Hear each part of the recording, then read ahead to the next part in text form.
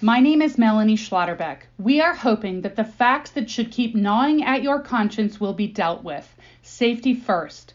This site is not flat. It is about as steep as you can get. Just look at it from above as opposed to a flat map. This is not a site, as one planning commissioner suggested, that in a pinch, during a wildfire, residents should just cross-country hike out of.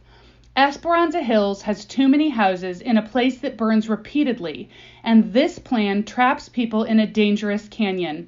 Maybe planners didn't know better in the 1980s when existing homes were built, but planners should know better now. We need fewer people on the clogged roads out during an evacuation. This can be achieved two ways: separating the traffic with 2 daily accesses and reducing the number of units, thereby reducing the number of cars. Esperanza Hills needs to have its traffic dispersed in 2 different directions, on the south and on the west. They will never be able to exit to the north or east because of Chino Hills State Park. Every fire we experience teaches us that reliable, multiple exits are needed. Even our bedrooms require 2 exits. This is simple common sense. If gaining that second access is complex, costly, and time-consuming, that is not your problem. That is the risk the applicant took by investing in such a distressed property. Though these houses are hardened, it takes just one window open to start a house on fire, and that house can start its neighbor's house on fire with radiant heat. The community is only as safe as the weakest link. These houses introduce fuel into the area, fuel in the form of plastics and wood that produce more heat than the existing native vegetation. Just look at the 8 wildland fires in the last year. 1.2 million acres burned. 12,645 structures were damaged or destroyed, and 53 lives were lost. According to CAL FIRE, 25% of California's most destructive fires have been in the last 11 months. Shouldn't you be willing to learn lessons from that?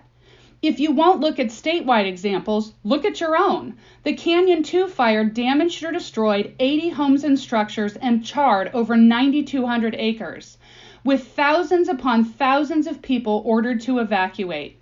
Furthermore, with the Holy Fire in August, news agencies reported that OCFA only got half of the mutual aid firefighters they initially requested.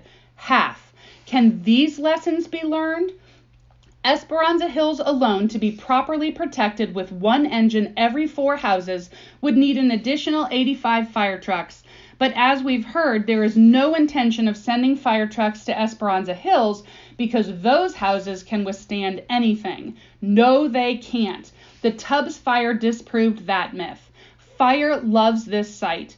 Do we want minimum standards in such a high-risk, complicated site, or do we want to do everything we can to be sure there is redundancy, reduce the density, send fewer cars onto the streets, move the houses away from the wildlands by focusing the footprint on the lower section?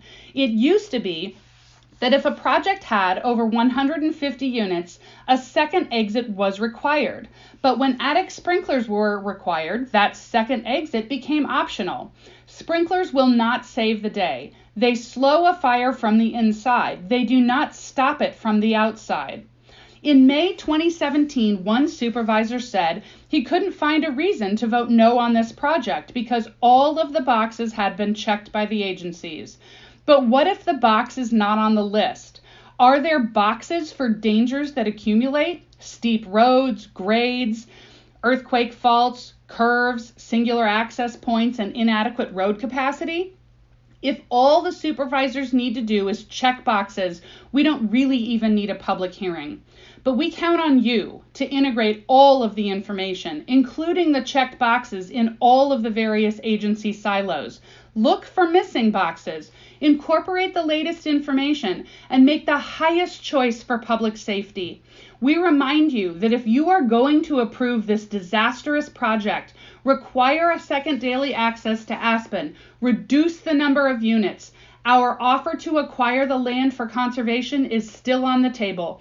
Remember, Mother Nature will be the final judge in your decision, and she always bats last.